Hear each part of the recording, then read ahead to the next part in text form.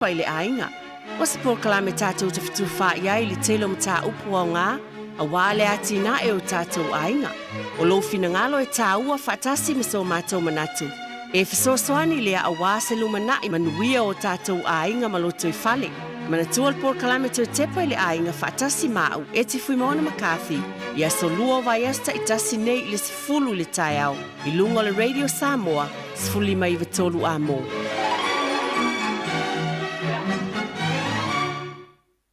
Tai tele lava le alofo le atua o ia lava na ia tai mai lo tau soifua ma lo wola fa fu entwe mo le nei taimi ava no ta ua mo ta por kalame masani I vai esta itasi o le Tepa le ainga le nga fa lo tele lava ma fia vai ai lumo lo tatu tapa au lang ia o te ofolo fa felo I troi pa ia magulumo lo tatu o tsno I tu langa fa lupenga Samoa I lava ona ua batu I le mawhais whaamtalanga o le tina nei o na whaapoku peto ese o tau pa ia mamamalu. Ne lava tai au e wholofam whaafelo e tua le pa ia maulunga o le tātou o tino. O le au whai ngā luenga le atua, whaapena fu o na whaafelo I atu ma le whaafitai I le atua, whaamalo lava le tau tua. Lo whaapena ana o tau ngā lulue pēr ma tātou ngā lulue so tau au tala ina. E fina ngalo o lo tātou tapa au le langi, whaafitai whaamalo, ia le tai tonungo lo a waile ngāngo le li e tai tai. Whaatonu tonu fulau, ma tātou sāba vali whaatas a wāsa o tau fina ngalo ma sa tātou iloa, e whaiela na ngā luenga pa ia. Whaafitai fwele au whai ngā luenga o malo lo mai tau sanga I tele. Alo ba ia pēro la tau nau tai, e ngā lue pēr ma tau tua, ma so tau au ma le au whai ngā luenga. Ia me se lava le tau tuaina o le whi awala ngā ale atua.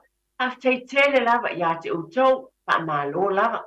Ne lava taimi le pa ia ma le mamalu o le tātou watinu I so se ainga. Por kalame atua Tepa le ainga. Vi ia le atua ia te oe le tamā, ia te oe le tina, ia te utou tua asin sina. E lau tau ngā luenga whai pēr, e le ngata e le tau singa o tau ainga. Ai o te mautino lo whapena no tau tua I le ngā luenga pa ia le atua. I whata whai tau langa I fia o lo tau tua I fo I matatou ngā lulue ai. Ia e vi ia lava le atua, whaafitai, lo fo ina I le atua, ia le soifua manuia ia te o tau whina ngalo, o lo o whapena o na laulau sua I mātua, ma ainga. E me se fo I te tonu o le Ekalesia, whaafelo I atu. Pea lava e mafuta mai ai le ngata I New Zealand nei. Ai o tali tono wai iei fo ia ia tunu e mamau o lo o whelua I mai foi.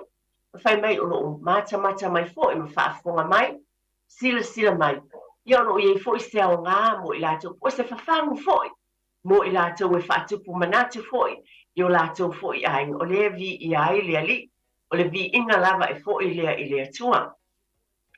Ia lava e mafuta mai ele nei tai au tono lo mota. Tono lo sala o taabale, lo whaliwhai ngā luenga, whea lava whaatalo whaatu, mai whaalo le tele lava, iei le fi le mua le atua, mo e o ngā lulue.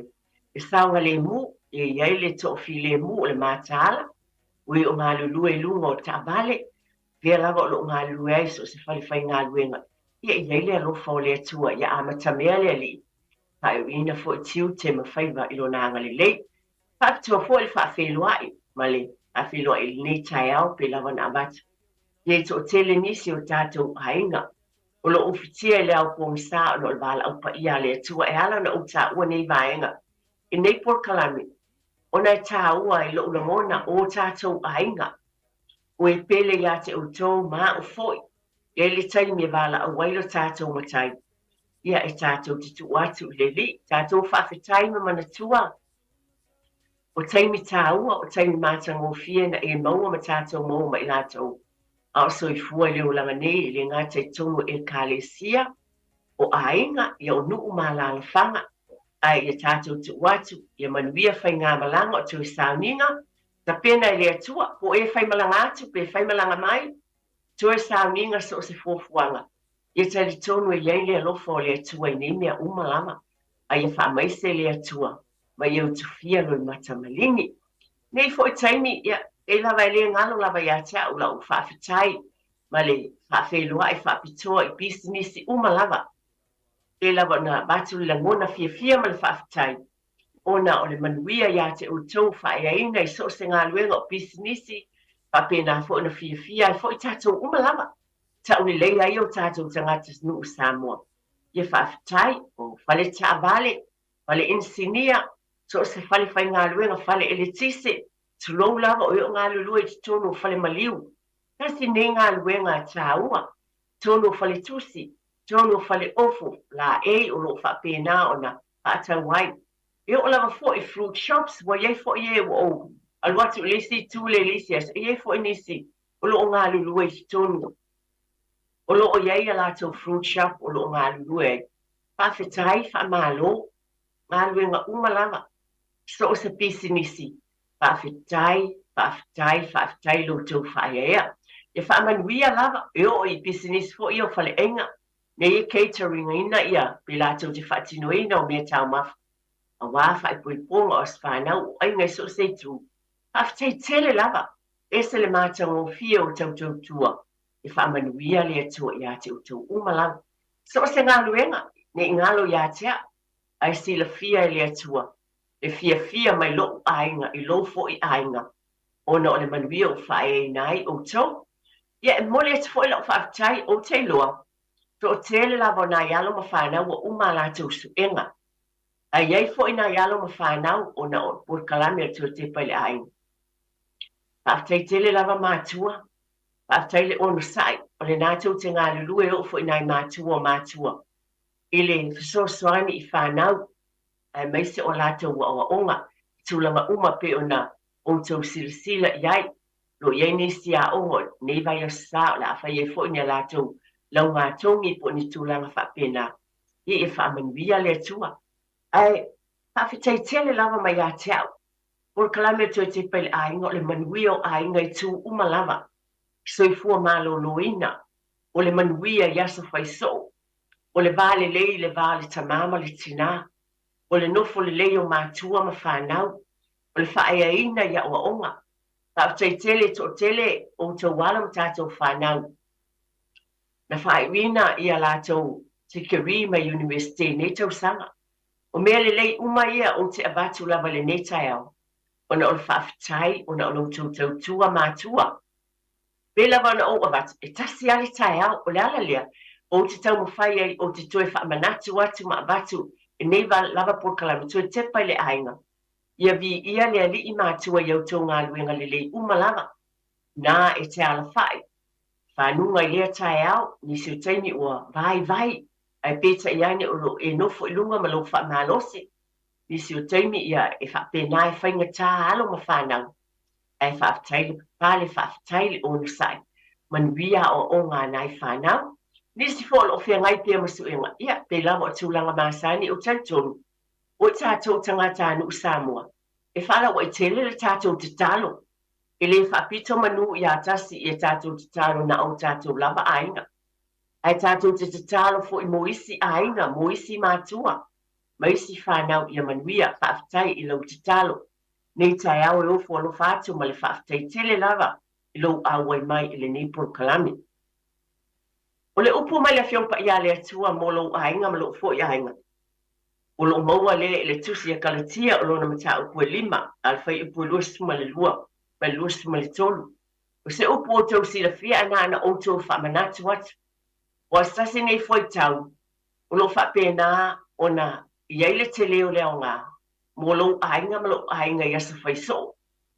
O le fua lea o le nganga, o le alofa, o fua o le nganga pa ia, fua o le nganga, o le alofa, o le oli, o le file mu, o le onusai, o le mata alofa, o le anga lelei, o le whamaoni, o le anga malu, ma le ngā ia, e le whaatu la funoina, o mea whapena. O fua uma ia o le nganga, o musunga lilo ia a le nganga o le atua. Lo tātou tama I lo fina ngalo, ma lo te tonu I tātou ainga. E manuiai o tātou ainga. A vea ia lea upo whai mata iala, o le alofa, iwe e tonu o lo maota ma lo lawa, le whatua o ia, o le oli, o le file mu, e se le māneia. O no sai, e te tau na iei o msa i tonu i tō mōta ma loo fo I fale. Alawa, ia o le matalofa e anga le lei atu wa isi. Le anga le lei o le wha maoni foi. I lo wala a wina I tonu a lo ainga. O tau whai whala o e tele wa le nei foi tau e ese te le o se sala lo na manongi pe a whai tātou te whaonga ina. E ese foi le la mepa te le na e se suru ma iei le nei foi tau I tonu I lo ainga. Pa maoni e anga malu me le lei uma whai mai. E le whaatula fonoina me whapena. Una winga o tātou ainga. A tātou talia fua o le anganga. E te lele sosoani mo lo ainga. I whapena fo I malo ainga. I lava na o whai atu. O taimi umalava e vatu e se tala I ate au nele tina. I le ngata e au ngā fo I male whangu, male whaanolo tele I o tau ainga. Halo whapena fo ona o tau mo whai fo I au. I lo ainga. Wa leo langa o lo tātou ye nei. O le mea moni lava e winga ese e tūlanga o ye nei li tele bave ma winga whainga tāo leo langa. E lu I tawai I tātou mai le li o le laulangi. Ai peta iani e se le mānei o le fiongpa ia le atua. E tu se ta ita iai lo tau soi fua ma lo uola. Ia so uma lava o tau soi fua ma o uola ai. Aftai tele lava, ia mana tua peo na o hatu vai asa o tuanai. 5 vai asa muli o le tausanga le nei. Tonu o le vai asa muli le nei o le masina nei o novema. Asa luas fulmaliva.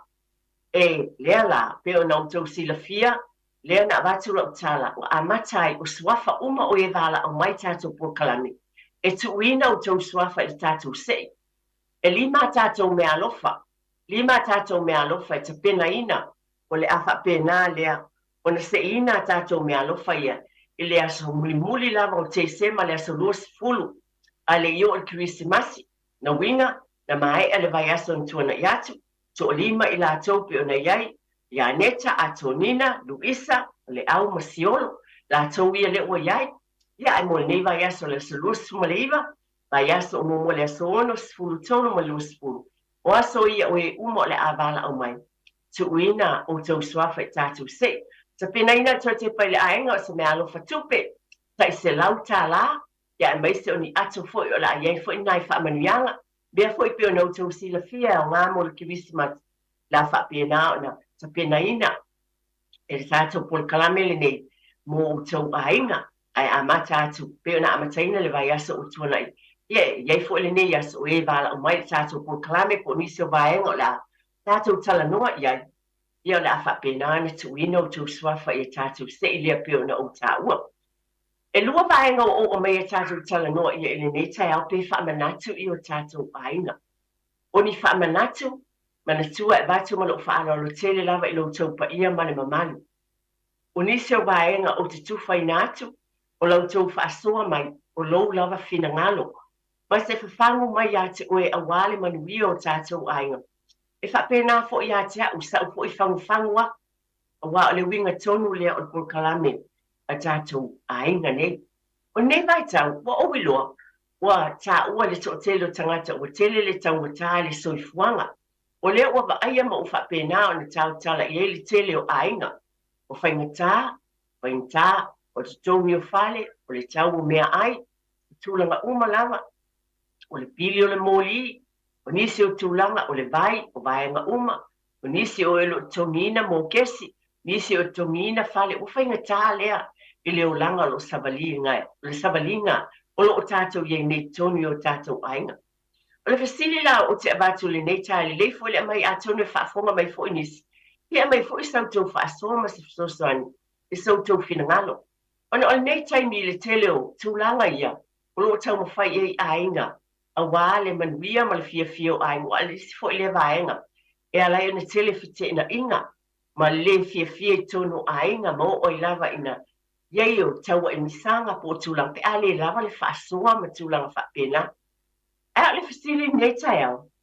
E iei se au ngā, po se tā ua pe mawhai o nā o ngā le no whaatasi. O nisi o nā ialo ma whanau to a amata o lātou ainga. I o so walo po se a fine foi, whato a amata le ainga ma sia la whanau. E iei se au ngā lo tonu no whaatasi ma mātua. I le nela watai me fisosoan iai. Tasi le fale tau te no fuai, te tongi le fale lea. ai whapena fo un tāpina pena lo la ua ainga. Pe yesa tupe se taini muli ane, e o atua isi o la ua fale pe o na fufuaina. Pe le ta taulia, o ani mea lai ona lelei, ma lo whaaloalo lava, ia e whaafonga mai, a mole wai au ngā lau saunoanga.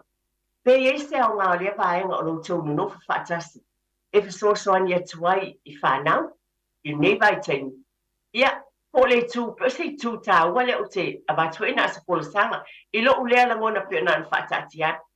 Ai pe e fo ini lu I tau e alia le mai ai, pe o le a whaatamala I fo I le ainga tala voulea, pe o le a sanga whaamue lava I a tamama tina. Ai le iai le la ngona fo I lea o le tau mawhai, I mawhai o na tu lava I la ua tulo le Whapetania, to stand on their own 2 feet, I tu lava I la ua, mai loe la ua I whainga luenga, ma atia ilo la ua ainga matausi. O a mea e tāwai, o la se mea le leiai, o la sau sila fio wale te sila, bei o le tele lava taimi te whaalongo lava I le tala, ua tangata le soifuanga, ua tangata fale, ua alu ilunga le titonga le mokesi o tūlang whapena ioi. Tātou te whaatua tua uma lama whaafitai I le atua I lona alofa mo I tātou. I le te ese le alofa o le atua. Ai o mea le o te loa le tupu nisi o ainga. O tūlanga ia o lo o ale li mai. Ai pefe soani pe anno whaatasi mātua. O a mai lo ainga. O e uia le awala o lo o tau nofo mātua po mātua foi. O lo o tau iai e soani. E tausi whanau a o ia o la tau mātua nai o tau walo. E whai ngā luenga. E o la sa tāua, a le a fo se mea e te sila fia I le te tauai. O ani mea le le iai, a o a fo ni lu I tau. E fia ngai mai ma ainga I tūlanga I peo na o watu. Mana tua, e se umalava ainga. O nei lava por kalame peo na watu. O lou lava fina ngalo e whaalia. E le ai lava se a whaina. O lou lava fina ngalo e fonga ina mai. E au ngā pe whaafonga mai fo iai seisi. Pelu I tau e fo I seisi tangata I se mea o iai. Wa po wa watu fo I nei taimi. E no fo I mātua ma whanau. Ia na peleo wa tulo o pulata mai a tonu. Ai wa vea fo I nai mātua. O e tausia I whanau laiti. Ia e o ese atu mātua po whenisi o tūlanga e o iai. Ai wa vea I mātua. Mai e tausitama ia I la tōli telu. Luingo sa whamatalanga. E le ai sa whaino le whosoani. Ai ei taimi ko wale te taua no. Ai wa tu ua mātua manai whanau. Ai wo ese atu. O a mea le leiai. A o a fo I tūlanga le nei vai tau o maia. No le te pa ai le tele. Lo titi lava o sa uma te whaalongo ai. I tala o lo o mai. Ua whapena le taunga tā, le taunga soifuanga. Ai a mai tātou ainga. O iese vaenga tāua. E ngā lulue whaatasi ei ainga. E whasosoani ei mātua o mātua. I whanau. E whapena fo na ngā lulue whanau. Baba aile manuia lumana. Peo na o watu whaatete e ngai oa i ngā lulue. Ma sefe sina tupe a wasi whale. Pe e au ngā fo I vaenga. Mai tua na ani manatu. La ngona I fulai natu. O latu inatu sunga ia te tia mo. Latu whaasalang whaapisnisi. Fo I mai. To e watu le vaenga lo na lua. Ia ona talaina lo leo le tātou telefoni ma lo whaalo tele lava au tō whāti tia. E tō tele tangata o lo sa ili taavale pe tai wale mawhai ono o lo tau tongi ala tu taavale tuai pe ua whaale tonu fo I le suafa. A o le tala fia ua tele ainga Samoa ua fisosoni I ai le car for you. A fio ane I le car for you I le tolu se lau Great South Road I manurewa matala noa I le ali pule I a Rick the Man. Wa ai sau piki apu 4-wheel drive po so se to inga taavale car for you telefoni o valselau lua fitu fa iwa ono van. O solo I lungo le pasi ale Richie's Transport I Aukilani. O loo sa ilini ana ave pasi le taiminei. E mana umia le P-endorsement ma I atoa le lua tusanga. Talo na umia lo laisene ave taavale. E fasosoane le Richie's mo le fai o lo laisene Class 2 I le Lato Driver Academy. E fala la le Richie's I Aukilani. E au fiai, Albany, Takanini, Birkenhead, ma Swanson e ma fai o na e ngalwe ai. O Richie's I walau I loa o na le wha mahau ni le Lato Pulenga. Mao se au nanga whaatotua I nei tutono le community. Tanga I ane le richies.co.nz mo nisi whamtalanga. E te sila fia o le tasi vai tolu o lo langa I te moe ai. A whai e te maleifu a mai le la paa po le tinga o tua. A tonu le talawhia ngai le moenga le nai te tō wha ai. o le whale moenga o le bedroom store e te mawai moenga ananga tai tau tala whengai. Moenga le lei mo tua, ma moenga ngā o sia i New Zealand e o atu le se fulu tu sanga le warranty. Leise te posi ai o atu le 5% le pa o i moenga whiriwhiria. Ki riwa fua atu lo moenga pe a whailo i eina e whawafonga i le radio Samoa le nei whaasara launga ai ngā whapitoa. E whalala o le bedroom store i Hamilton, Pukekohe, Papakura, ma Mount Wellington. Ta tala i le fitu aso le vaiaso ai tanga i ane i le thebedroomstore.co.nz pe asiasi ane i a mātou lala. A second COVID-19 booster is now available for all Pacifican Māori people aged 40 and over. This change means that more of our family can be protected from getting really sick from COVID-19 and ending up in hospital. You can get your second booster 6 months after your first. For everyone else, having one booster still provides good protection. To find out more or to make a booking for you and your family, call 0800 282926 or go to bookmyvaccine.co.nz. Radio Samoa. Taslima iwatolu. Amo.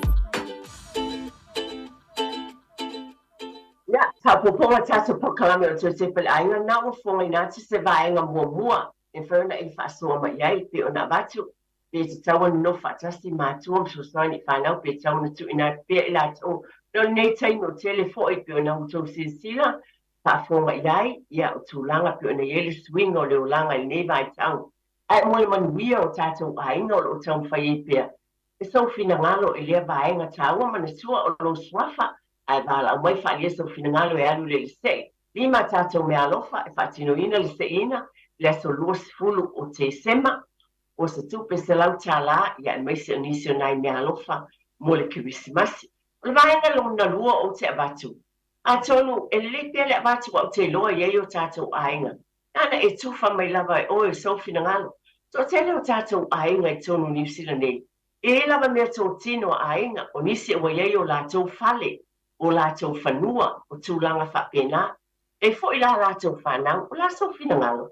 E te tau ia te oe le te māmatina, o na whai se wili ai pena po lāri tūlanga iai, nā se whawhau, lātou whinangalo iai o lāri tāua.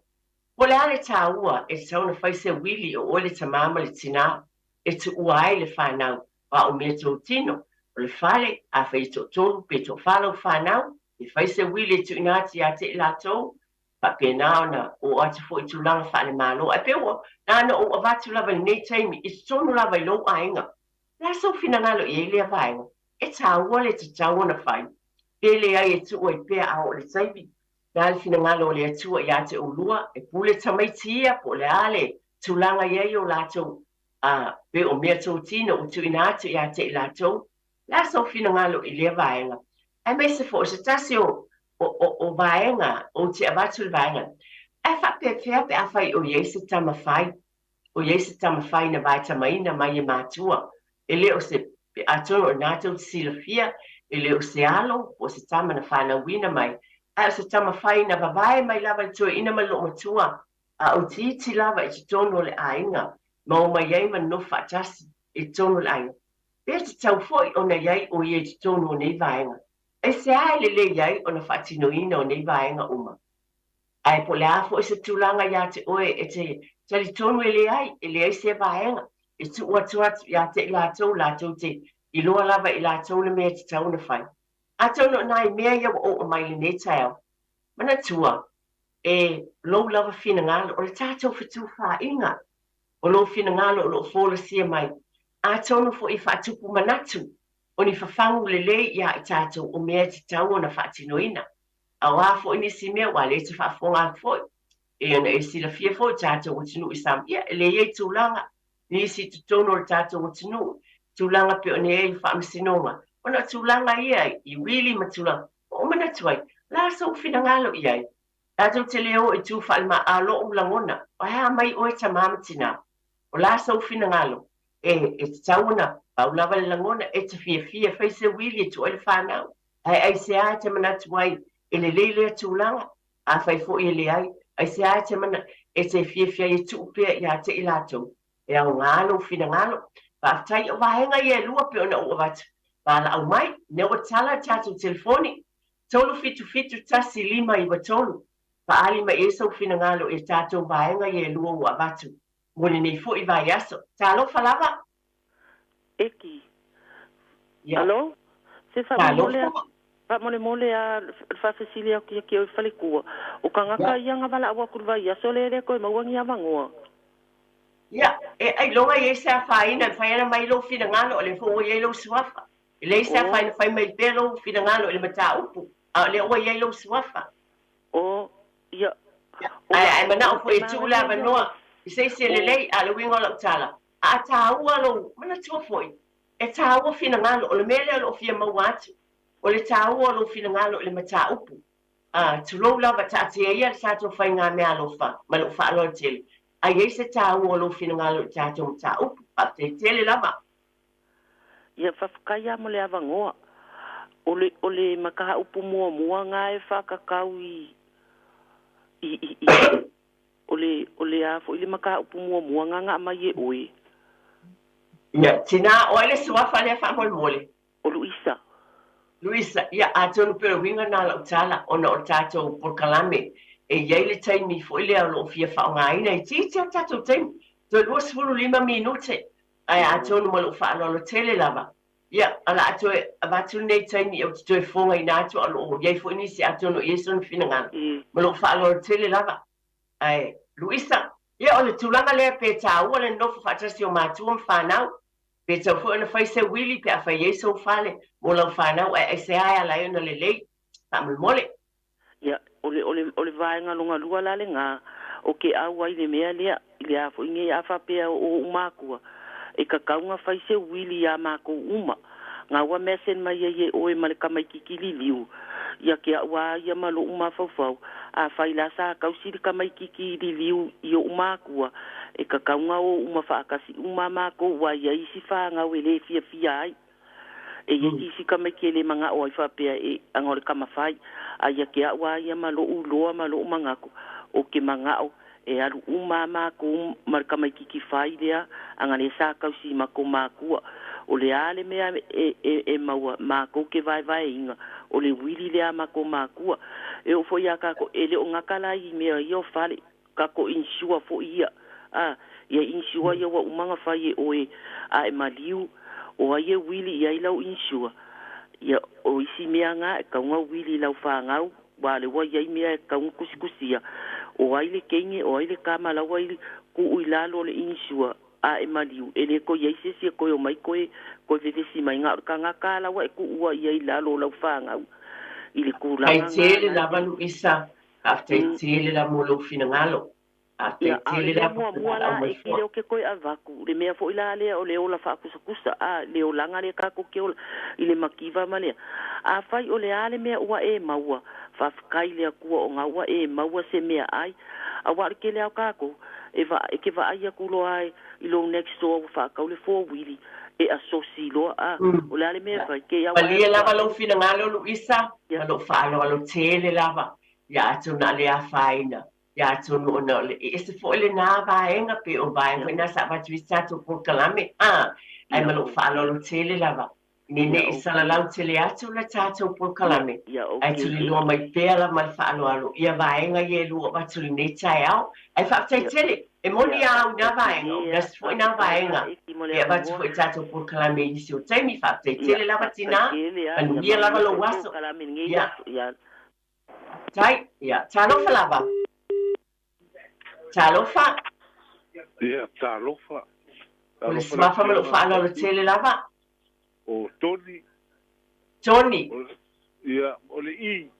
ti onu i ia ia vatu se manatu tu sai male tatou fasoale nei tu la o e ka ua tele tatou no fata si matatou fanau me se ia fanau sto fa ia ainga o le ala na fatu lo manatu ona pe la titile me mo pe la titile fa ai mo se va no e atina ai o la to fa puto se stupe a wa se sai lingo se me no fata ma sa a ta mo wa ia fa na lai ti ma me al tembi na la uai en mana ya no fata se pe la titile fa le pe o la turanga ala mo se va no e whamwhai tam el whanau ona whaputu stele ni e atina e o lātou ainga mo le taimi mauaile mama o le taimi mwhaina tūtu atasi ei ma ta pena ai lo lātou o langa pe o tātou taimi nā mate o tātou ainga i o le manatu nā tina Manaya tele toni pe ole nganga moni le fo le pe no obati wa tau fina ngalo ta wa tau ainga le ai e alu ye muli ai to Tepa le ainga wa mai o tau ainga o mate kuina nei tulanga pa te tele lava toni mo lo sao ye manuia lava ya lo ainga ni fo vai sa pa te tele mo vala o mai manuia o nei asu soifua ya ole ele se tato vala au talofa talofa o le swafa me lo falo le tele lava peleki le niu peleti ia peleti fa fetai lava sa no maya ia fa fetai mo le matau puesel ba ye lo makaupu o kinga au ngā kere mo ka kua mala ko whanga. Yo maua e ko lima le mawhanga o rua kenge koru kam. La wai rai au sikaria e ko rua kenge e ngei. Ya o lea umanga whai wira le mawhanga. Ana ia. Al mele e ngei yo ma kalngo ma lo mokua ia ere ku mau peo ma ko puka makamai. Awal kaimi o mai le wala au aru ia la umanga whai vai nga mo le whanga. Mga opo ya wagi pe ai ngai ka mai ki me mau. Ulanga ngai ai ngai ai ngai. Yo. Porque musu fa peles ka mi ki ole alu fa kulesi al mele ya ira pa ku sale le ya le ya lo pai fa. Al me ngai ai ngai si ma wa ai. Ele au po ka mi. Sei ka wa ka fa le ia fa dole o me ma ngai nga ka u fa ia ka mi nga. Na le po fa le ko po mi vai ka mi. Ka po soi kuanga.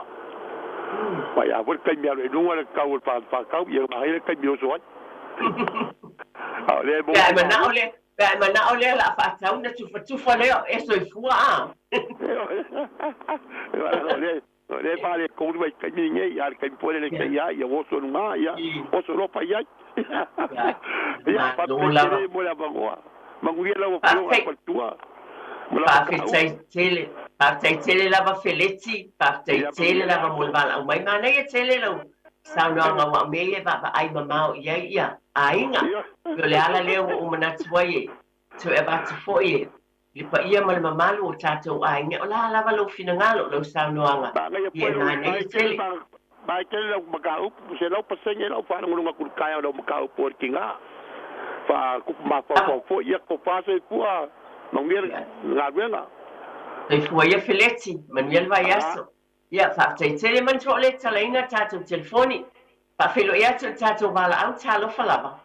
Talo falava e ti fui maono. O le swafa mal falo alo. Tongi pau. Oi talo fatina. O mai oi. Ole o manuia lava faftai.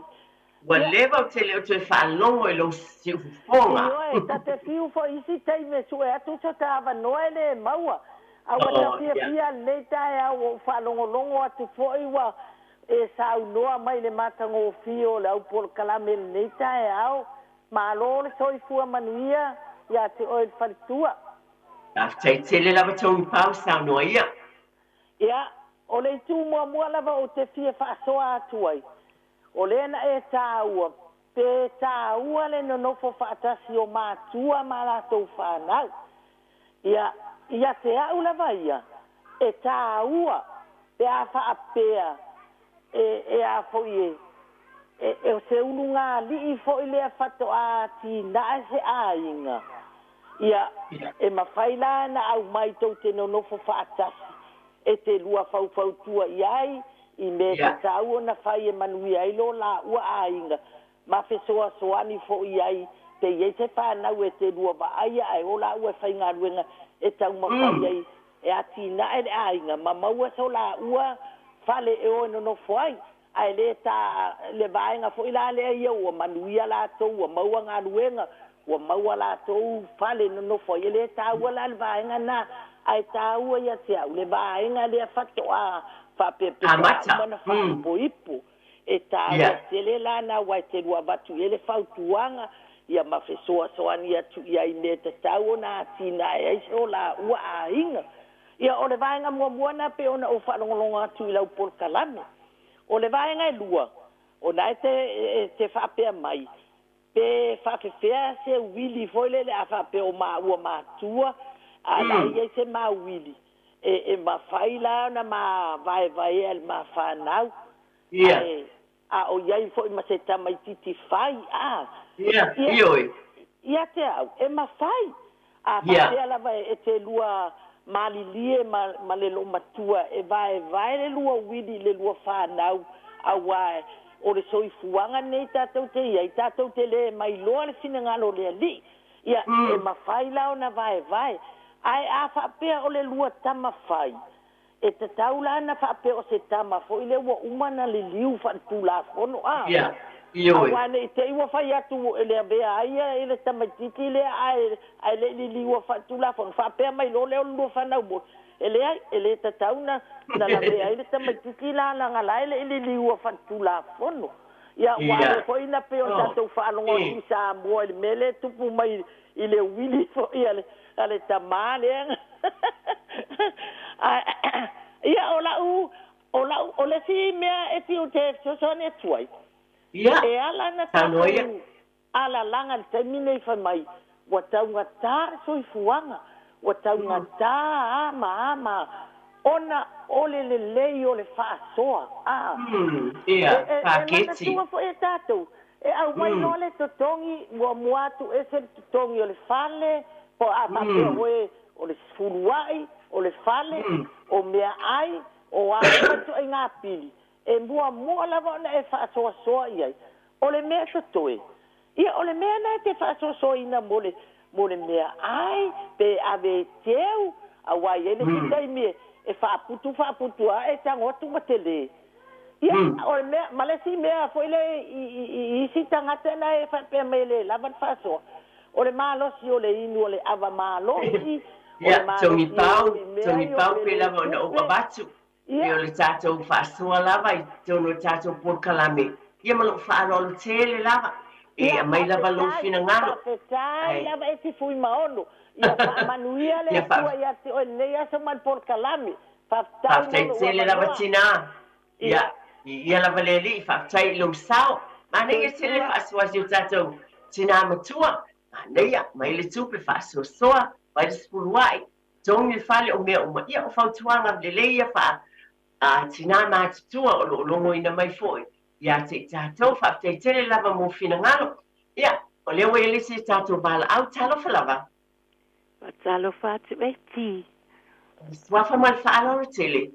O Atonina. Atonina, maalora soi fua manui e te oele. Iunga tamata e te akono. Ia pa malo foi.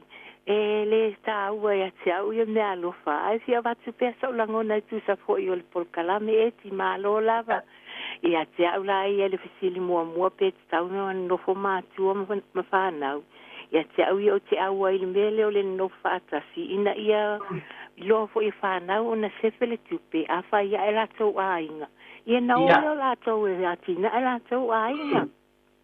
A o le wili. Ia o te manatu foi. E te tau na whai le wili a mātua i a ratou whanau. E ti. Ia o lango atu nai lau Polokalame. Ia o tele nisi o fia wala au atu i le awa mat whalo. Alo whaftai tele molo o awa noa. Le whaftai Atonina. Le iau ngā umalawa pe ona o abatu. Pe te toi wala au mai nei. Ai o te wala au mai ona o lo sao mo le Polokalame. E le se a whaina. Ona o langona ia a tonu po iei nisi o wala au mai ili nei taimi le lei. E a whaila vai e se mea tāua. Ona o Polokalame toi Tepa i le ainga. E tāua o tau finangalo. Le ala lea au tau saunoa mai. E tāua o tau finangalo whaftai tele lava a tonina. Mo le wala au mai o il tina. Ia. Manuia lava le vai e sa. Soi fua ia. Ia o lea lava tala lava le tātou telefoni.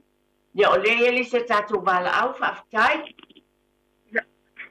Alo, soifua makafi e ki makafi nga ngai kelela o Polokalame ngai kai a fo. O ni swafa man whaalora tele. o pola. Pola. Ia. Ia, whawhitai pola. Ia, Samoa ia oe. Mai so fina ngalo whawhitai. Whawhitai lava mo lava noa. Ia. Ma ngai a kele fingalo ngā whaalia ngai hisiki nganga o mako. E a fo ngei. Ka ua kele le ngofo whakasi fo i o mako am whangau. E le kūlare ngei. Fo inga le whawhaukua mako i whangau. I le amakanga o le la Aiga. Ia ma sosoangi fo i meo finance, i meo le kupe a kinga e ai le la Aiga ngai whako aka ua maka. A whapea la o la engungo fo se fale moku. Ia ma ngai a kele lava. E a fo ingei. Kaunga fo ingei nga kaunga nga a mai se lengi fo inga le fale moku ngai ai.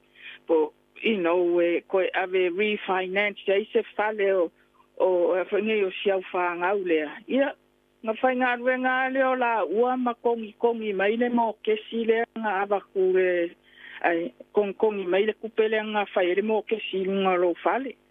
Ia, karkalangoa lava iai le akinga e inga o la ko a inga e le whaingo fie. Ai a whainge, ai whaingo fie mea umar whakasi mai o le akuama. Ko anga kakalo ma ko anga le loku. Ia waile e sesi kau ke whalangolango e ngei o langa ngā le akua ko kasi. O le akua e ongo mea umai ia kau ke ia ngei o langa. Ia o sia o le a whainge o lo mangaku ngā ia i le kunga le meo le mākua fisosoangi mi whanga.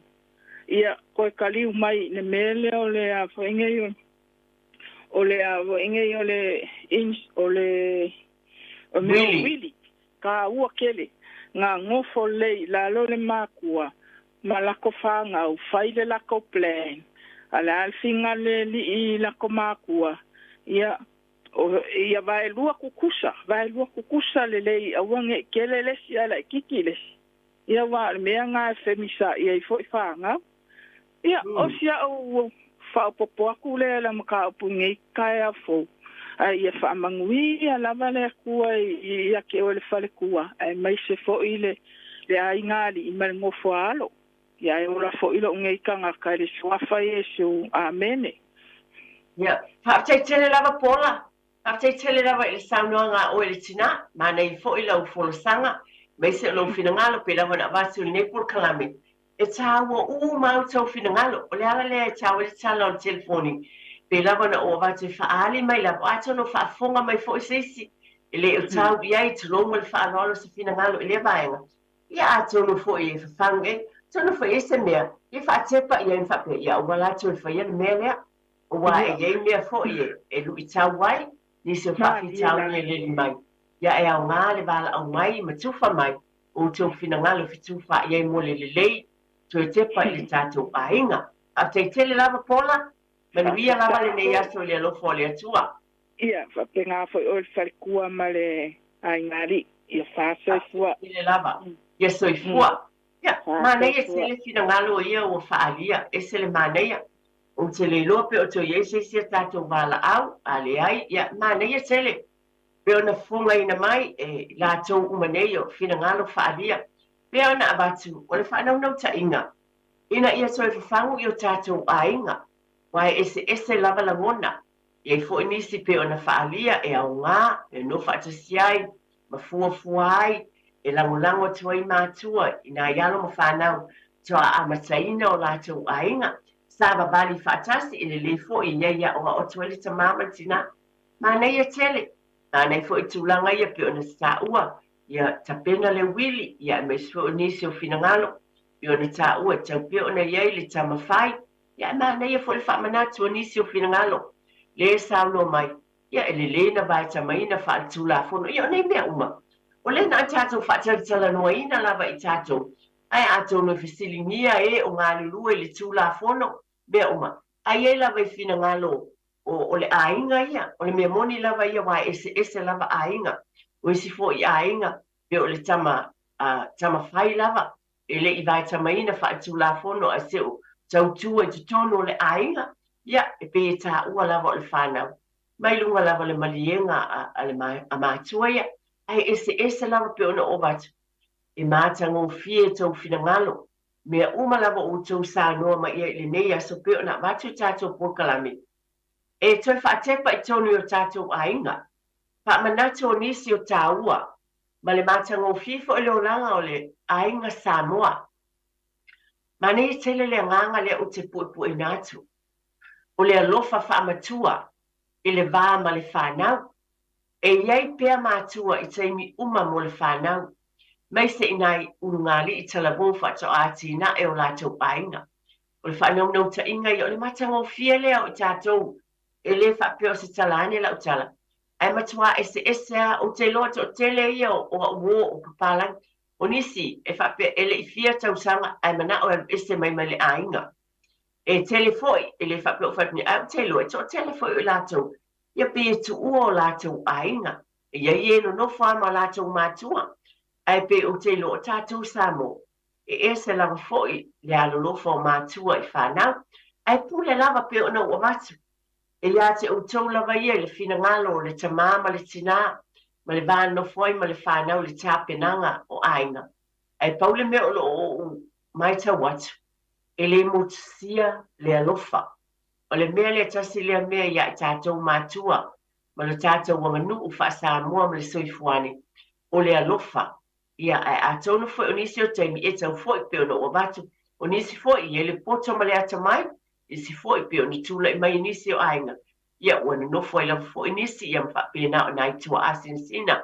O mātutua, ia o lo whapena o no foi mai e nisi o tūlanga. Tonu ainga ai whaafitai. Whaafitai fina ngalo uma lava pe ona whonga ina mai. I le neitai au le whamanatu mai le māneia. I tonu i o tātou ainga. E me se foi fatino ina o wili matulanga uma whapena. O moli te le atu lava le whaafitai. E lava na o watu o le porkalame te tepa le ainga. E leo ia te au se atoanga. Tau lava le langona ia te au. Na ia tue wha tepa o e maa utoni o tātou ainga. O ani mea tāua. O ani mea te tau o na suia. O ani mea le lei te tau o na whaatau wina. O ani tūlanga e manui ai le vāo mātua ma whānau. A so I fuane fo I lātou. Lātou te tue mana tua fo. Le whatu lea na tātou te tōina o le alolofa I a te I lātou. A o la iti ma lātou whānau. A tonu e whapena ina fo I se sabalinga o le a lātou whaatau wina. I teimi o mumuan tātou te leiloa. E pau lava langona I a te o te whaafitai. Ona o lo o whaalongolongo atu. O le alofa lava. O le alofa lava o le fisoaswani. O le file mu. O le fia. O lo tui matai pea I nai mātua. Tua a o lo bala au mai I le nei fo I taiao. Moli te le atu le whaafitai I o tau finangalo. Ia mai se o tūlanga pe o nau tau fuasia. Whaafitai tele lava. Mānai e nisi na tui bala au mai neiva. Nei se a whaina pe lava ona. Mālia I saunanga. O le o le tūlanga le o le mea sila na tāua ia teau.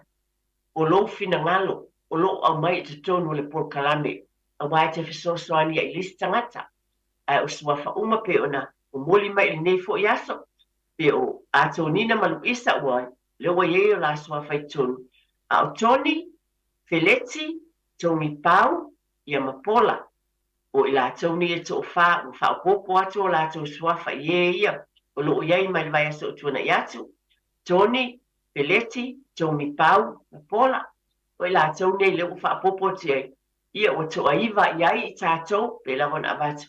Mo tātou me alofa ye se ina I le tātou porkalame muli. O le nei fo I tausanga I le aso lea e lua sifulu o te sema.